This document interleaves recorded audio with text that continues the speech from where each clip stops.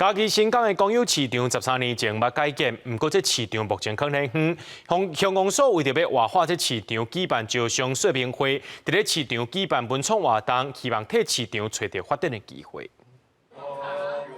利用市场内底价金来做生意，嘉义县新港乡的公有市场，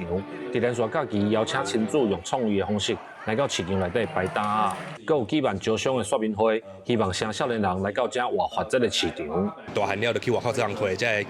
少年人会使倒来这来创业，来做一寡有兴趣的代志，甚至家己的一寡伫外口学到的物件用伫在地。咱嘛是伫庙边安尼，系啊，所以会当规个甲头尾拢规个串联起来，当然是上好的。这个市场自2012年重新改建了后，煞因为空间较硬体规划，无方便传统市场的摊仔来使用。乡公所就请林怀民老师提供建议，协助资源的连接，要让这个市场假做是现代化兼有在地特色的商业空间。公所规划伫咧遮做一寡较新创的这个市集吼，未来阮会透过规划来甲这个市场不管是环境也好，还是整个的一个特色也好吼。希望讲会使凸显出来哈。那我们希望可以透过这个市场来造就一个新旧或传统与新潮交织的一个据点。